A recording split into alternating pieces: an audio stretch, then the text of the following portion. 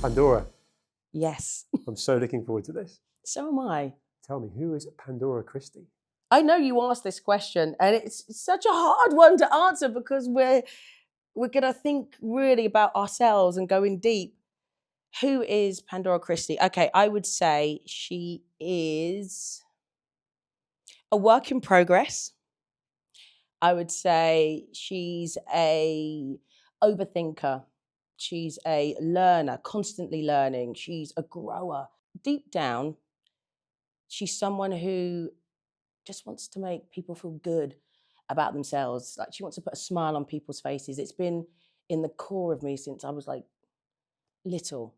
I And I love think that. that's just, I've taken that with me since I was in care, I think. That person that wants to put a smile on someone's face, at some point in your life, you clearly didn't have a smile on your face. So it feels like there's a lot of wanting to give back to someone that at one time was pretty lonely. I think it was more of, I was a people pleaser because I felt that I had to be. So I was in and out of care from literally a baby. And I think that at the time I didn't obviously know it, but growing up, I wanted people to not just like me, I wanted them to love me. I wanted families to love me. So no matter how often I was going to be spending time with them, whether it was going to be a 2-week period because my mum was unwell, whether it be because we were homeless, so I'd be with them for 6 weeks, 2 months, maybe a year. I had to get them to love me above everything. And I kind of worked that out. I think like in my 20s, looking back at my personality, the things that I do, the choices that I make, the personality traits that I have. And I think it was more that if I wanted you to keep me, if I wanted to stay in your family or to invite me back, I had to get you to think of a certain way. So whatever you wanted, I would do. And yeah, it's weird, isn't it? Oh, bless yourself. Proper Yeah. people pleasing, Yes. performing. Yes. But that's for other people rather than yourself, right? Yeah. It's exhausting. Well, yeah, because I was kind of molding myself to whatever you want. So if I'm with you now, okay, what do you want? What do you like? What do you not like? And I'd be trying to work you out and then be that person, if you see what I mean. So it's almost like a 100%. little chameleon going from family to It's family. a great word for it, actually. Yeah. But actually, there's a lot of skills that come with that, which stand you in amazingly good stead now. Communication skills, empathy, preempting behaviour to then try and work out how to make someone else love you, if you like. Yeah. But that's actually now something that you're now doing effortlessly, if you like. I've sort of jumped straight from the beginning to almost what you're doing right now. Yeah. But you know what I mean? Do you acknowledge that? I do. Good. I do. But because there's a person that, dare I say, was doing that for at a time when you weren't necessarily happy. But it feels like right now there's a very at peace Pandora sitting here. 100%. 100%. But having you say that has kind of made it more apparent. Do you know what I mean? So yeah. thank you. Yeah. But to get to that point, I'm going to go straight in. You had your mother die in your arms at 9 years old. At times you were clearly very insecure, moving around. I want to know how you got to that peaceful state where you've had to fight at times to get sort of attention from people and build your own strength up, because you must be one resilient girl. Well, that's taken years, lots of years. When my mum died, I think that I shut it off. It wasn't I shut down, I shut off. So if we went all the way back to friends at school and neighbours of the families that I was living in at the time that were fostering me, they wouldn't have known that I was fostered because I wouldn't want to talk about my mother dying. Social workers, they tried to make me open up and I just wouldn't. It just wouldn't come out of my mouth. So it wasn't as if I went into a depression. It wasn't as if I was hiding something, wasn't it? I was hiding trauma, but it wasn't something that I knowingly did. You put it in a box. It was almost like a, see this, it's like a black, what is it, like a wall. Like so screen, just pulled a screen across it. It was more like a screen. I went, and then that was it. So I didn't go there. So at schools, you'd have thought that my foster parents were my birth parents. You would just assume that. And then if you met them, because I had white foster parents at one point, so there'd be times when I wouldn't invite people from schools because I didn't want to go into the fact that I was fostered, because then it would be more apparent. And then when I moved into a black family, you could almost, because I'm mixed race, so you could probably tell then. So it's having that, if I invite people over or if they see both at the same time, then all of a sudden, I'm going to have to talk about it. I'm going to have to talk about, oh, I don't have my mother. My mother died when I was 9, and I would not talk about it. So there was a lot going on that I didn't speak about and I wouldn't show people, but on the outside, everything was fine. Was that a defense mechanism? Was that the fact that there's a lot of trauma there, right? So was that you not wanting to talk about it because it takes you back there and then you haven't processed it? Or is it more that actually in some way you were trying to face forwards, it's happened, I can't do anything about it, I've got to get on with my life? It's hard. Like, it's hard to answer what I was thinking or going through at that particular So time. young, right? Do you know what I mean? So it happened when I was 9, and I can't truthfully answer that because I don't know. All I know is that it carried on all up until my 20s, because I've only really started speaking about this over the last, 10 years maybe, really? And then I think that it came a certain point. So I spoke to a person in care. This was many, many, many years ago. And they had heard me on the radio. And somehow they had got the fact that I was fostered. And I have no idea. To this day, I don't know. And she said to me, "You know, I've always looked up to you. I've read about you. I've heard about you. I know you were fostered. I know that your mum passed away. And look at you now." And I was so taken aback. I couldn't understand where this had come from. I didn't want to admit it. I didn't want to lie. So I just gave him a hug and I said, "Oh, thank you so much. This really means a lot to me." And I walked away because I wasn't ready to deal with that. And to this day, I don't know who that person is. I don't know how they knew, because I hadn't Like been a guardian public about angel. it. Yeah, Because right? that opened up, that pulled That the was a screen turning back, point, right? because I could, with my story, with what I've been through, with the job that I do now, from being homeless to having a home to having an incredible job and incredible opportunities, if I can help and inspire other people, what am I doing? What is my platform for? Why am I here with you? Why are we here? Why are you doing what you do? Do you know what I mean? And I really want to thank that person, but I still to this day don't know who they are or how they got that. They must have known someone that knew me. They must have. I love that. And when we were talking out there just minutes ago, you know, you were saying you are talking all the time on the radio, and you get to meet all sorts of different people, and you're talking about them. And we were having this chat about it's going to be about you and how much of a privilege that is for me, and how much I'm looking forward to that. But you almost had a sort of imposter syndrome about it. I feel like although you had that to a point, here right now, you own it. You've got to that sort of maturity. Stop it! Not in an arrogant way, not in an arrogant way, but you get it, because that 10-year journey you've been on, from someone that drew that screen to then the screens moved back, that vulnerability, you brought that in to be someone that clearly resonates with so many people. That's where I think, you know, your clear popularity comes from, that authenticity. How hard was it from the minute that conversation happened, which was clearly life-changing, to then build that back into conversation? Did you feel that kind of almost vulnerability as a strength? No, I kind of saw that vulnerability as something, it was almost like I wanted it to still be hidden. It took a lot. So even after that, and even after I went home and I processed it, and I was thinking, what am I doing? What can I do? How can I help? I still thought, but if I have to talk about it, then it's almost as if like I'm opening up another can of worms. And then, you know, watching my mother die, there's always going to be a part of guilt. I mean, you know, I'm 9 years old. I couldn't have done anything more. But in my head now as an adult, I'm like, why didn't I call 999 quicker? Why did I think that she was joking? Because, you know, she was having a heart attack in front of me.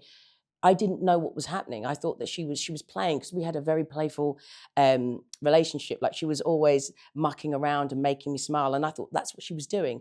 So if I was quicker, could I have saved her life? Do you understand what I mean? So it's all of those things. If I start talking about it, I personally have to go down that journey. Do you see what I mean? So 100%. I was still quite guarded about telling my story, being open, because to tell it, you have to be able to tell everything, and your whole personality, your whole life, your whole insecurities are just laid bare. And that is terrifying, terrifying. You're a stronger person for that. You've been through so much, and Tim, who's sitting out of our eye line here, quite quietly, could not stop talking about how strong you are, how much energy you've got, and obviously I can feel that coming off you. Stop it. Thank you. No, it's powerful. And that's the bit I love, is that there's clearly a part of you that was locked up that is now allowed to, use that word again, flourish. You can be your true self. And I think there's a hugely powerful message there for anyone that, dare I say, is locking up part of themselves. And I think that's what makes you a role model. And we were having that chat about role models a minute ago as well, right? We were. Do you see yourself as a role model? No, because that's because I'm thinking about me. So we all put ourselves down, and we all like, I'm not perfect. I'm really not. And So I you've still got those voices in the head. See, Yeah. it's there, isn't it? But for me to call myself a role model, if someone else calls me, oh my God, that'd be amazing. That'd be an honor. I just did. But stop it. Well, it is an honor, though. It is. But for me to say it, it almost feels weird, because then I feel like I should have been helping from a long time ago. There's no. I know, but that's how I love feel. that. I think there's, I've got 2 daughters, 14 and 15. So, a woman that is ultimately at the top of your game now, and huge numbers on heart radio, clearly super popular. That's put you in a public space, if you like, where other girls can aspire to do that. And I just wonder where you sat, to get to where you got to now. Was there a role model for you that you sort of looked up to? Because that's me telling you now, you are, to my daughters, to a Gen Z coming through. Yeah. And then you've got your story to go with it. But, how did you sort of get to where you get to now? And was there anyone you looked up to that was a role model to you? Well, I remember looking up to Margarita Taylor. Incredible broadcaster. She was on the TV as well. And bear in mind, I'm mixed race. And back in the day, you'd never even see someone of my colour on the screen, let alone a female.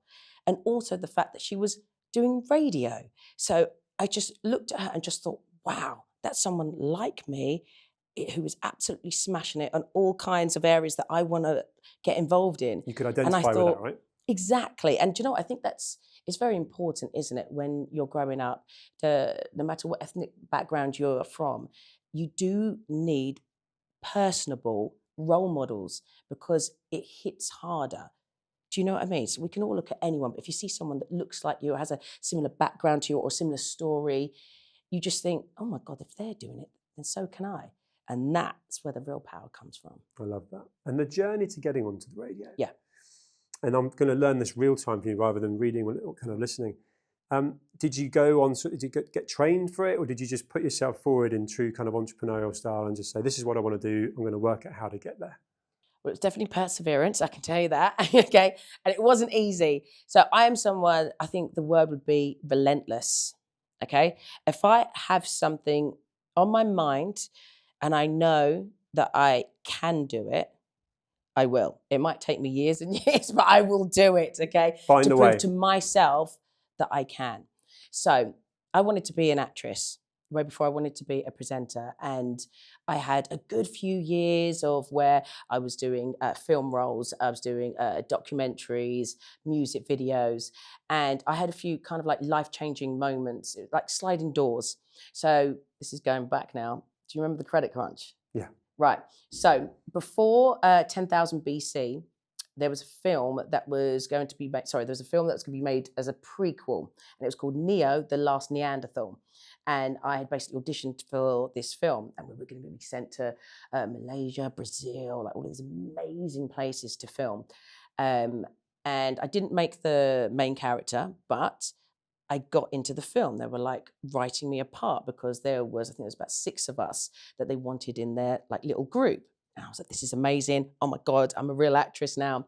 Credit crunch happened, film never happened. And then from then on, I had 2 years of bad luck where everything that I went for, and I'm not even like embellishing this, every single thing that I went for, I didn't get. I can't tell you what that was. I was still me. I was still going and trying to smash these auditions. And every time I walk out there around, I'll be like, did I do all right? Did I not? Did I do that? And then I'll try and do loads of training. Never got it. Oh, we love it, but no, sorry, not this time. And it happened for 2 years. And That's a long time as well. Yeah. It's a long time to keep pushing and be relentless. This is what I'm saying. You've got to be relentless. And I remember I sat down in a coffee shop on my own. And I still do this now. So if I have a decision to make, or I'm unsure about something, or I'm confused, I have to write things down. So I know that we're in an age now where we don't use paper, but I still use pen and paper and Post-it notes. And I write down, what do I want to do? What makes me happy? And why have I not got something? Is it because of, is it my mental health? If is it, do you know what I mean? I really have to see it and think about what Analyze it is it. and analyze what is going on here. And then what I got from these notes was I was really good at being me. I probably was never that much of a good actress at all. Like, I'm not being mean to myself, I'm being true. I enjoyed it, but I think I got the parts where I was literally just me, just a different version of me. And I thought, then what am I doing? I need to be a presenter, because then that's what you're getting. You're getting the real version of me. So that's where radio came in. Because I was doing TV auditions and film auditions, I wanted something different. And that's where radio happened. Music has been a part of my life. I mean, it's part of all of our lives, isn't it? We use it when we're happy. We use it when we're sad. We use it to bring ourselves up. We use it to bring ourselves down sometimes. Or calm the mood or what have you, yeah. Do you know what I mean? So I had a look around. You're going to know something now. And it was a bit naughty. But I had a look around and I was looking at radio stations that I could work with, right? And I thought, I need a way in. And I saw that Heart were looking for ground patrol members, which is basically, you can call them Heart Angels. It's like their promotion team, their indoor promotion team. And one of the requirements was you have to be able to drive. I lied. Okay. I was like, I am not letting that not get me this job. I thought, let me get in the door and we'll deal with it. There'll be a way that we could deal with this. So I did that, the form, obviously told a few fibs.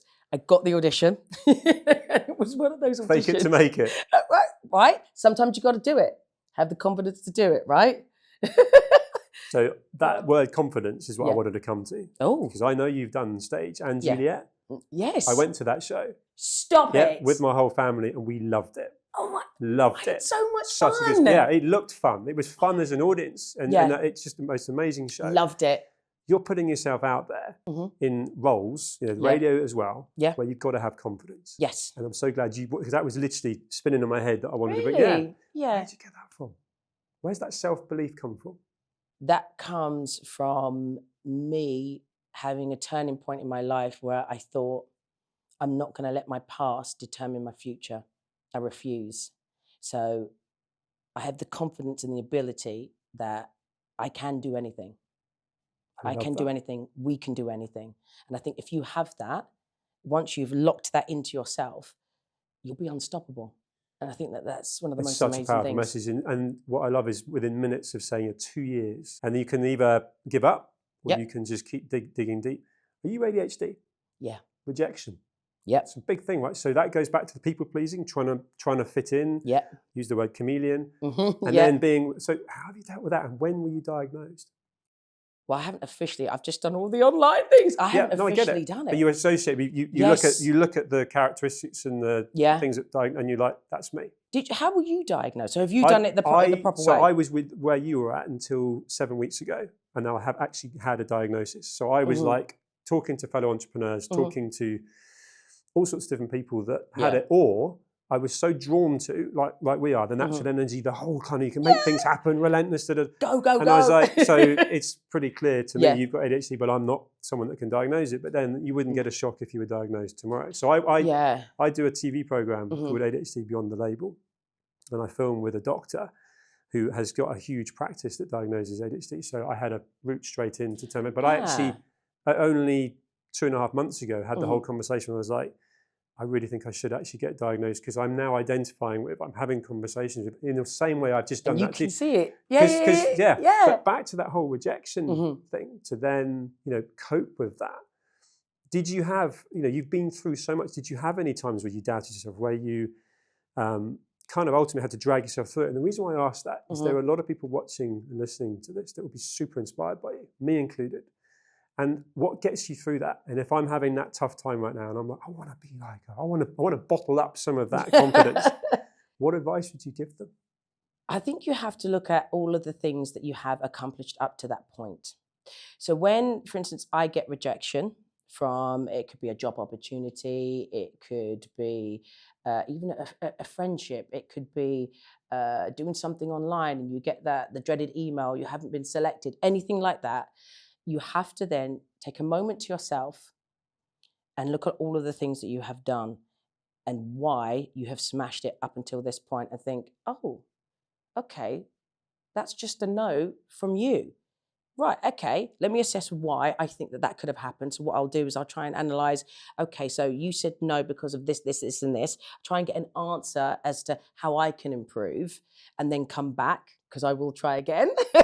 I've just got that in me. Or I'll go a different route and I'll come round from the other side and get you from that point. That's brilliant. So it's There's not a always a wall, way. it's Yeah. an obstacle, and I'm going to work out how to get around it. That's how I see life. Life is an obstacle. We're not meant to live up here. Everything's great. We're all happy all the time. I mean, everyone thinks that I'm like literally like walking down the road, like swinging like this every single day. Of course I have sad days.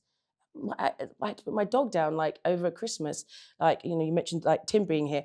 I have been in bits. I'm still not okay, but it's okay not to be okay. And I only became aware of that, I think, like probably on my hand 5 years ago, where it's okay to let people see your vulnerability. It's okay to let people know, do you know what, today I'm sad.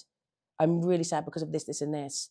I looked at an old lady the other day, and she had an old dog, and they were just walking down the road, and I burst into tears. I'm thinking, what's wrong with me? And that was the problem. What's wrong with me? That's what I felt like. I was like, well, no, it was a sweet moment. I saw it was just an old dog and an old lady just doing their daily routine. And I felt sad for them, but also quite happy that they had each other. And I was like, but that's okay. Do you know what I mean? So I was almost having inner turmoil, like, why am I getting upset? Then why am I getting angry at myself? Actually, no, it's okay to be happy or sad about that, because it was a beautiful moment between them two. And they were just waiting for each other to cross the road, you know? Yeah, I love but the I fact do get emotional. but you got emotional because you got present in the moment. Mm. And that's something, I love this, you've used that word analysis, analyze twice now. That's a really key part to you, isn't it? So you'll look at something and you'll reel back and you'll give yourself that time. In the same way you noticed the old lady and the dog, you'll analyze yourself. This hasn't worked. Why has this not worked? And that's also working for you with the things that are working. And right now you're flying. Tim was telling me crazy numbers and stats. Stop it! Oh, no, I love Heart. No, yeah, you clearly. It's my happy place. And they clearly love you, right? And the listeners love you. So using that analysis side of things, where's your North Star? Is this a journey? Because you've come so far, you know, but is there still that whole, like, you know, relentless ambition to, like, this is where I want to get to? And what does that look like? Well, I want to do documentaries. That's what I want to do.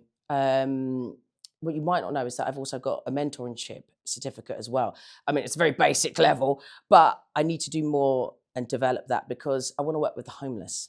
I don't think I've done enough to help. I was homeless for many, many years, and I still think that this country needs to do more.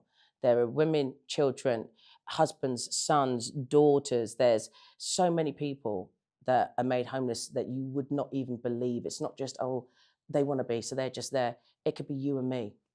That's the scary thing about homelessness. The way that, you know, everything's going at the moment to do with money, people's jobs, people's relationships that break down. They go into a depression and then they become homeless.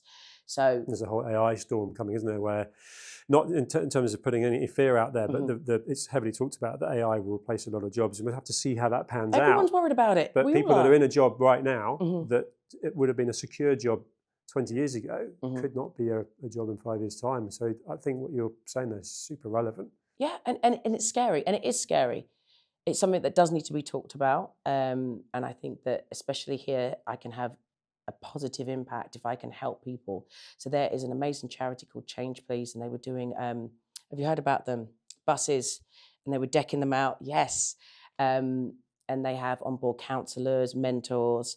They do an incredible job for people who are homeless, and I want to help out, but I do need to be qualified first, because it's easy for me to talk to you, but if I'm talking to someone who needs help in a more professional way, I want to have that. So that's what I want to kind of like delve more deeper into. But that will grow you. There's a growth element to you, isn't there? You always want to. You've grown your skills to be on the radio doing what you're doing. That I don't want to say effortlessly, because I know that would be, you know, you're sort of learning all the time, right? All the time, learning. I get that. But you're doing what you're doing now and enjoying it. But the growth element would sort of complement fulfillment of giving back. Yeah, 100%. Like I go to the Global Academy as well, and I want to help them more. I want to mentor some students and get them to be where I am today, to say, look, I'm living proof you can. So why am I not doing it? So I always feel like I need to do more. I love that. there are so many things you've done from the journey you've come through to sit here now and sort of be called successful. What's your definition of success? Oh my goodness, that's hard because it's weird, isn't it? So I would say, oh, if I've got the documentaries and I've got this and I've got that, then I'm successful. But you're looking at me saying it. So it's really bizarre. What was the question? Success, what does it mean to you? Because a younger version of you would have been to just have somewhere to live. You've had 100%. But you always had that resilience, that whole and ambition. So you're at a stage now where there's so much you could say is successful, but you've also got perspective and maturity, and you've come through so much to already want to be giving back. So I'm just interested to know what your definition of success is. Well, success, I think it differs from person to person, and it evolves. So just say, for instance, you're looking at something and you just say, you've got this job here and you get that job. Would you then class yourself as successful, or do you go, actually, I need to get the promotion to be the manager of that job, and then I'll be successful? So it moves. I do try to live in the moment because I've got an incredible job, an incredible career. And I do think it's important to look back and go, oh my God, I've achieved that. I am already successful. And it's okay to say it. It doesn't make you arrogant, doesn't make you overconfident or up yourself. It makes you realize what you've got, how you've got it, and how important you are. People don't do that, right? No, I'm guilty of that. We don't. Constantly, something I would have, you killing it on Heart, X amount of years ago, you've been like, that's me, mate. You've moved on. Right. You've moved on. You'll be thinking about the next thing, or how can I kind of grow this into something else, and so on. And I think that's a really important message, because we don't pat ourselves on the back, particularly as British people. We don't. Far too kind of like moving on to the next thing and not acknowledging that. So it's a really it's important thing. We do, because we don't dwell on anything. We don't pat ourselves, as you say, on the back. We don't do it. And if you are seen to do that, you think to yourself, oh no, am I being overconfident then? Are people going to think that? Arrogant. There you go. And that's such a horrible word, because people who have that in them, as in like people who understand what that word means, it's almost like you're fearful of it. So you can't be confident, because there is a difference of being confident and arrogant. So we're almost scared of that word. So we don't be confident, because we assume if we're a little bit confident, everyone's going to think I'm arrogant. Oh, you've articulated that beautiful. There's a fine line between confidence and arrogance, right? Yes. Yeah. And we're scared of what other people will think. Yeah. So we can't show that we're confident. But privately, so let's sort of open that. So the whole like backing yourself, self-belief, which you've built over time, that resilience of pushing through 2 years and countless other setbacks and failures, if you like, or obstacles, to then become successful doing what you want to do, but without necessarily then being the one that glows about it and shouts about it to everyone. You've got to do that internally. I think we do it internally. That's an important 100%. message. Yeah. No, we have to. Who else is going to do it for us? Yeah, totally. Right? No, totally. So is there a North Star? Is there something you would absolutely love to be doing in 10 years' time? Oh, in 10 years' time. I would say in 10 years' time, I would love to have a documentary series where I am bringing real life people, real life situations, where I am giving back to the community and telling their story. Because I think a lot of time we hear from celebrity stories, but hearing normal people's stories, how they've overcome hardship, whether it's homeless, whether it's being in care, you come across, as the title of yours, some extraordinary life stories. And I would love to take that You'd be brilliant on the at that road as well. and do. You've got the lived experience. I'm teaming up with you then. Well, back in the day, people, if you were in care, it was something that you should be ashamed of, that you don't want to tell anyone that you're in care. You don't want to be that child. You'll get bullied. Whereas now I can come out and say, well, no, I was in care for pretty much a lot of my life, especially when my mum died, and look at where I am now. You can do it. It doesn't matter what you've been through or what you're going through right now. If you have a dream, you can achieve it. You just have to be relentless. I've got I love the relentless bit. It suits you so well. I'm conscious of time. And probably 3 hours later. No, not at all. But there's so many other things I want to ask you. But I think that you may well have just said it and shout if you did. But I was going to ask, with the perspective and looking back on everything you've gone through, what advice would you give to your younger self?